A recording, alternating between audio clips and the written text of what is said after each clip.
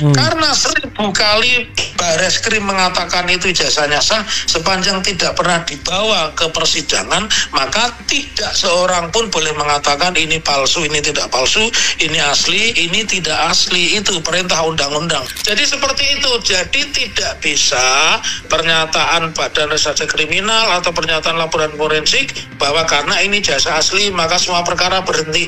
Ketika seseorang diduga melakukan kejahatan, maka yang berlaku asasnya adalah presumption of guilty. Lalu kapan? Kalau presumption of innocent, kalau yang guilty ini sudah dibuktikan di pengadilan. Dari penjelasan saya itu, saya yakin seyakin-yakinnya, itu kalau kita pendekatannya hukum publik itu salah, manajemen penyidikannya salah. Karena 1000 kali Bareskrim mengatakan itu ijazahnya sah, sepanjang tidak pernah dibawa ke persidangan, maka tidak seorang pun boleh mengatakan ini palsu, ini tidak palsu, ini asli, ini tidak asli. Itu perintah undang-undang. Kalau kita bicara perintah undang-undang, kita harus juga menghormati pasal 1 ayat 1 KUH pidana maupun pasal 2 ayat 1 Undang-Undang nomor 1 tahun 2003 juga KUH pidana, tapi KUH pidana Republik atau versi baru. Nah, kenapa itu diletakkan di bagian depan? Karena disitulah penghargaan terhadap harkat martabat manusia. Jadi tak seorang pun boleh dipenjara, boleh dipidana, kecuali telah tersedianya peraturan terlebih dahulu. Nah, kalau itu sudah dilanggar, apa gunanya pengadilan? Apa gunanya sekolah hukum? Ya, jadi menurut saya inilah pengkhianatan terbesar. Dan kemarin saya mengatakan 70% saya tidak percaya, sekarang saya mengatakan 80% saya tidak percaya kalau mekanisme pembuktiannya dikanalisasi hanya berada di wilayah laboratorium forensik Mabes Polri atau hanya ada di Bareskrim. Begitu Bang Refli, saya semangat dan saya tidak akan marah-marah sebagaimana kepada Prof. Mahfud MD gitu. Karena ini penting saya bertanya kembali ya. Berarti kalau kemudian ini kan dalam proses penyelidikan. Yes. Ya, apakah kemudian dalam proses penyelidikan itu memang bisa ditunggu statement dari Puslapfor atau Bareskrim mengenai asli dan tidak aslinya sebagaimana dikatakan oleh pengacara Yakub tadi? Oh, menurut saya tidak. Maaf, ini bukan tes urin hamil atau tidak hamil. Ini bukan tes antigen ya, bahwa seseorang positif atau negatif terkena virus apa begitu ya. Nah, bukan seperti itu, nggak boleh. Karena laboratorium forensik itu hanya memberikan dukungan bukti itu kepada proses penyidikan. Kalau ini nanti sah dan tidak sah, saya juga akan bertanya, saya akan kirim sepatu Bang Refli, sepatu saya mereknya Beli ini sah atau tidak sah, saya juga akan sampaikan ke Mabes Polri. Boleh dong begitu ya. Jadi bukan mekanisme seperti itu.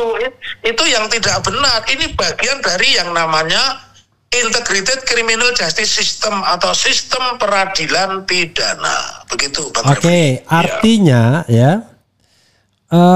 tidak boleh ada statement dari Puslapfor sebagai satu-satunya cara untuk menghentikan proses ini. Kan begitu? Terkesan kan dia tadi nunggu.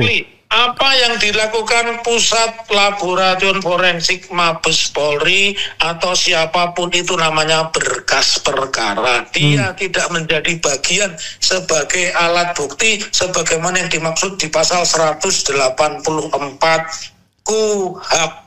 Ya, di situ disebutkan bukti itu antara lain satu adalah bukti itu sendiri, ya. Kemudian yang kedua keterangan saksi, 100 saksi kalau keterangannya sama dia tetap satu, ya. Kemudian keterangan ahli, kemudian keterangan terdakwa dan petunjuk. Begitu Bang Refli, ya.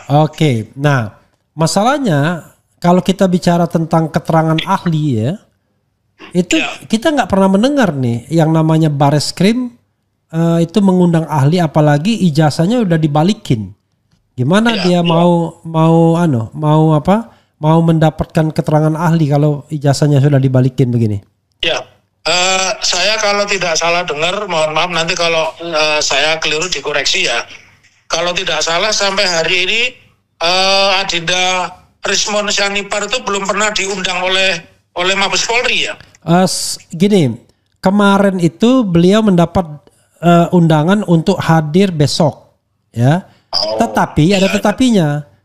Di dalam surat itu double. Jadi ada undangan untuk tanggal 15 dan undangan untuk tanggal 22. Jadi kemungkinan besar diundang tapi salah alamat atau nggak ngerti juga. Karena sudah terucap di publik, akhirnya dibikin 2 surat. Kita nggak ngerti. Tapi intinya ada 2 surat tertanggal 15 dan untuk tanggal 22. Jadi tanggal 15 itu undangannya tanggal 11 kalau nggak salah, lupa saya.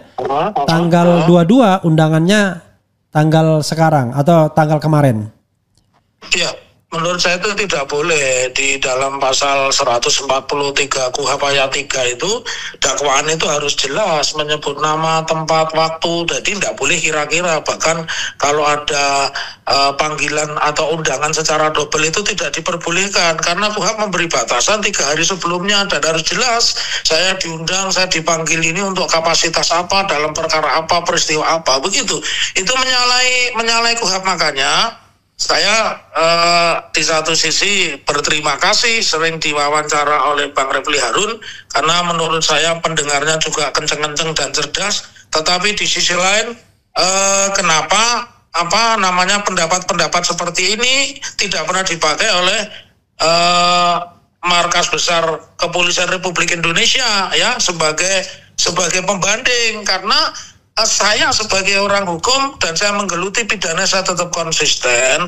Kalau kita melakukan pendekatan hukum positif, sejelek apapun hukum positif, termasuk tadi pasal 184, pasal 185 ayat 1 dan sebagainya, dan 143 ayat 3, itu tetap harus dipatuhi karena undang-undang pidana kita hanya satu. Apakah itu yang ngomong polisi, yang ngomong jaksa, yang ngomong KPK, yang ngomong Muhammad Taufik atau Refli Harun atau Ahmad Hasinuddin, semuanya berdasar hukum positif. Begitu Bang Refli. Oh, tadi KUHP maksudnya ya, pasal-pasal yang Pak Taufik sebutkan. KUHP, ya. Oke. Ya. Nah, Pak Taufik, artinya nanti kalau misalnya ada statement, let's say ada statement dari Bareskrim bahwa ijazah yang kami teliti di laboratorium forensik itu identik atau bahasa lainnya asli atau apapun whatever the istilah ya kan?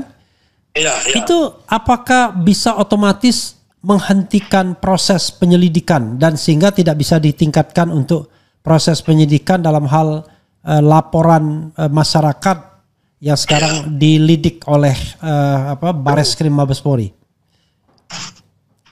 Jawaban saya tegas, saya tidak akan diulang. Ini kan Bang Refli ini pertanyaannya kalau pertanyaan penyidik diulang-ulang. Saya nomor 1 ditanya itu, nomor 24 ditanya itu lagi. Jawaban saya tetap mengacu pada pasal 185 ayat 1 KUHP. Harus disampaikan di depan pengadilan. Karena kalau tidak disampaikan pengadilan, kita akan menghadapi yang namanya street justice, itu yang pertama. Dan yang kedua, kita akan sampai pada satu wilayah di mana kita tidak memiliki kepastian hukum. Jadi kalau kita mau pakai pendekatan kepastian hukum, maka dan ini asas yang tidak dipakai. Sorry, saya lupa. Yeah. Kalau seseorang membuat laporan pidana, maka asas yang dipakai itu adalah presumption of guilty. Jadi dibuktikan dulu kesalahannya. Itu seperti di dalam satu perumahan ada orang mencuri motor, termonitor dari CCTV satpam atau security, dia diteriaki maling, itu harus dianggap maling sampai kemudian dibawa ke polisian, diperiksa, ternyata dia bukan maling. Jadi seperti itu. Jadi tidak bisa pernyataan Badan Reserse Kriminal atau pernyataan laporan forensik bahwa karena ini jasa asli maka semua perkara berhenti. Kalau seperti itu, untuk apa ada sekolah pengacara? Kalau seperti itu, untuk apa ada pendidikan penyidik? Kalau seperti itu, tentu tidak perlu ada sertifikasi bahwa seseorang ini berkapasitas sebagai ahli seperti Rismon dan sebagainya. Dan itu sangat berbahaya, Bang Refli. Itu di satu sisi menegakkan hukum, tapi di sisi lain itu melanggar hukum. Jadi kembali kepada pemahaman, ketika seseorang diduga melakukan kejahatan, maka yang berlaku asasnya adalah presumption of guilty. Lalu kapan? Kalau presumption of innocent, kalau yang guilty ini sudah dibuktikan di pengadilan, maka presumption of innocent itu tidak berlaku di kantor polisi, tapi berlakunya di depan hakim. Dan inilah kekuatan pembuktian yang paling kuat. Begitu Bang Refli. Oke, Pak Taufik ya. Kenapa saya tanya ini berulang-ulang seperti penyidik atau penyelidik?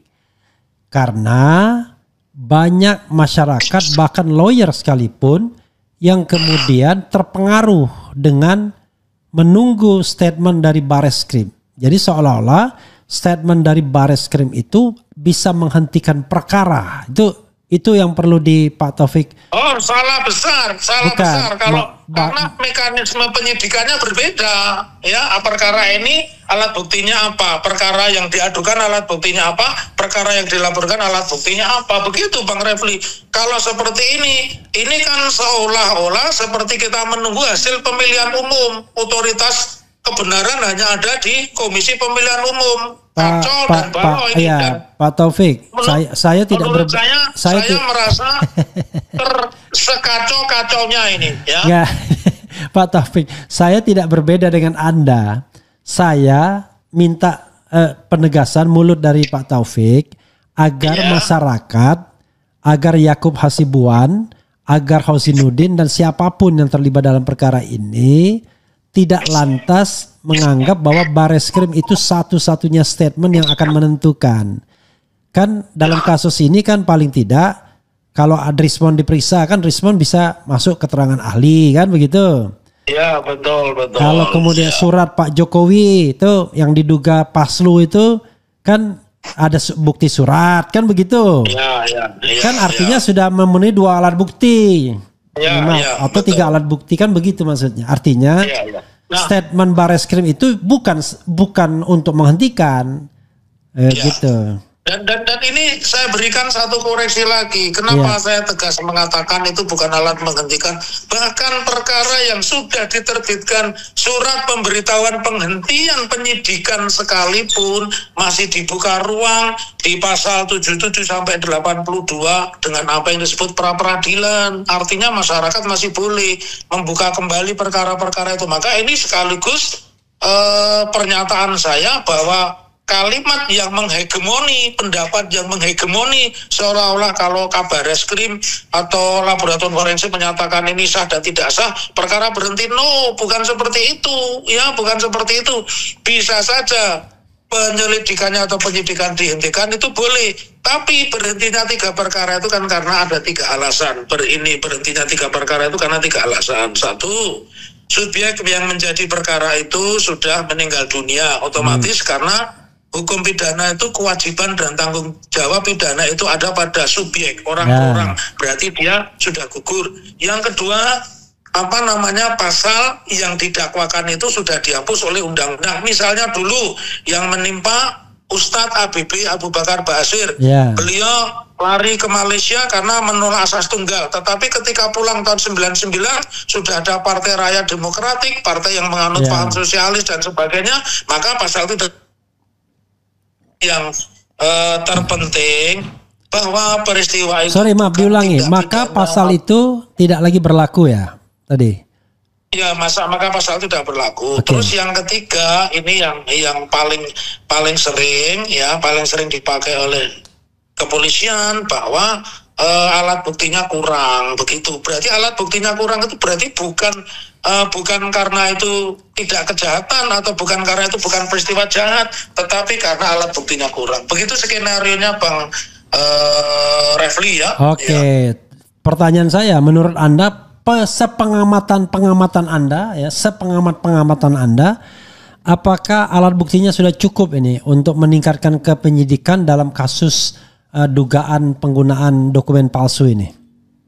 Nah, ini pertanyaan menarik. Menurut saya belum cukup karena masyarakat tidak dimengertikan karena bahasanya berubah. Yang ditahan yang disimpan atau dititipkan awal mulai atau diserahkan oleh Pak Jokowi maupun diserahkan oleh adik iparnya Pak Jokowi, yaitu adiknya Bu Irianya. Ini biar biar netizen dan jamaah Era Channel tahu, saya sama istrinya Pak Jokowi itu kakak adik di SMA 3 Surakarta. Beliau kakak kelas saya adik kelasnya. Nah, jadi saya